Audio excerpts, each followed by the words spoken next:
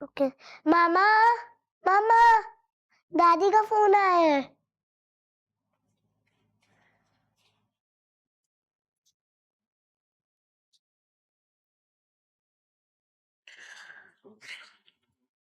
Hello.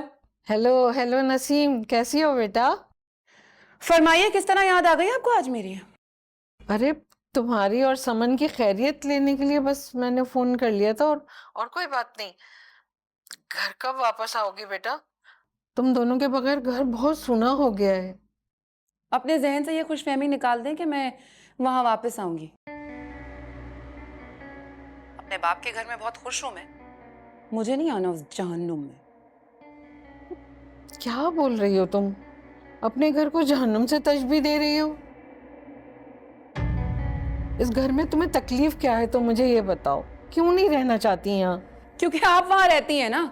मुझे नहीं रहना आपके साथ। 1000 बार बता चुकी हूं आपके बेटे को। मगर नहीं, उसे तो आपसे बेहद मोहब्बत है। तो ठीक है ना, वो रहे आपके साथ। मैं यहाँ बहुत खुश हूं, मैं नहीं आने वाली। तुम्हें मुझसे क्या मसला है नसीम? मैंने तो कभी कोई रोक टोक नहीं लगाई, किसी चीज पर कोई पाबंदी नहीं की, फिर क्या तकलीफ है? रहने दे, रहने दे। ये मासूम बनने की एक्टिंग ना मेरे सामने मत कीजिएगा। आपका बेटा आता होगा आपके झांसे में, मैं आपकी बातों से बेवकूफ नहीं बनने वाली। तो बा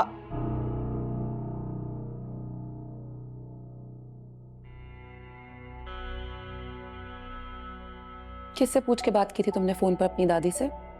हाथ कैसे लगाया फोन को? मना किया था ना मैंने। बात समझ में नहीं आती? बात समझ नहीं आती तुम्हारे?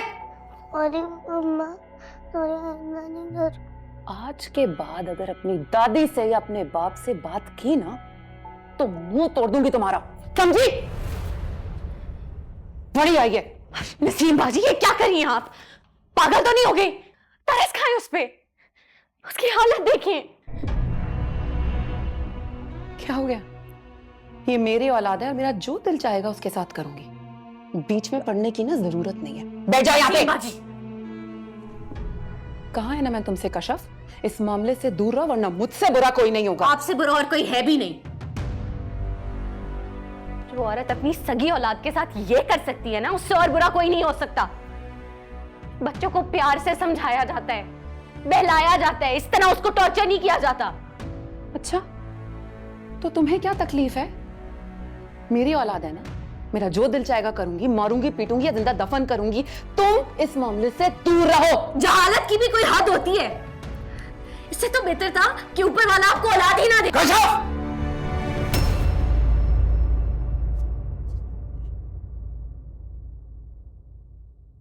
ये क्या कह रही हो तुम? अब्दुल बारी, अच्छा हुआ तुम आ गए।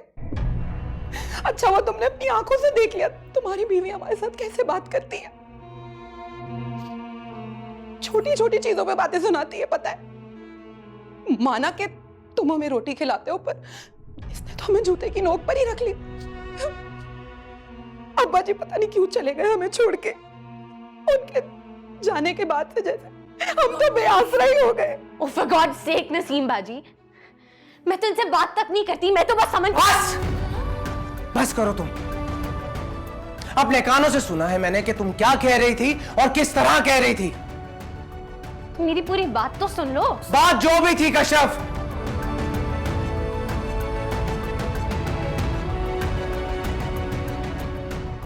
पढ़ी लिखी लड़की हो तुम। तुमसे ये एक्सपेक्ट नहीं करता, बड़ों से ऐसे बात नहीं करते। अभी कभी सॉरी करो, सॉरी बोलो नसीम बाजी को।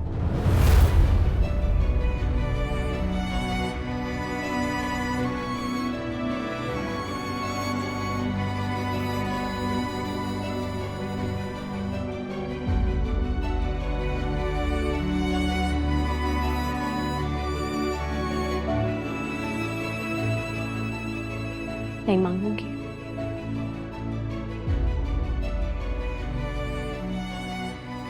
अफसोस हो रहा है तुम पर।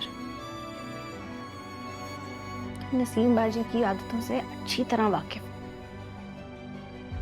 उसके बावजूद तुम मुझे बातें सुना रहे हो।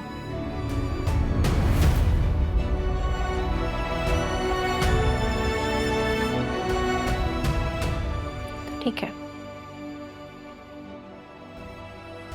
क्योंकि तुम्हें कोई सफाई नहीं दे रही।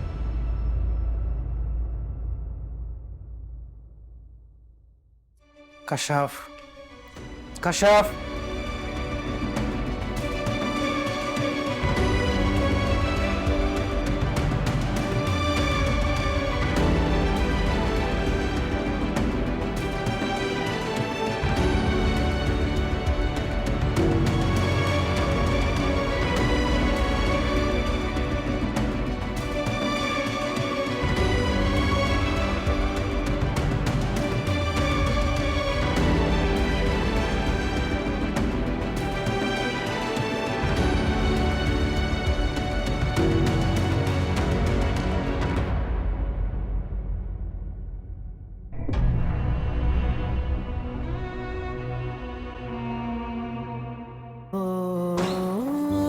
पिछले दुखों से अगले दुखों में कितनी दरारें आई दिलों में, छू ले दोबारा नीले फलक को, ताकत नहीं है टूटे परों में।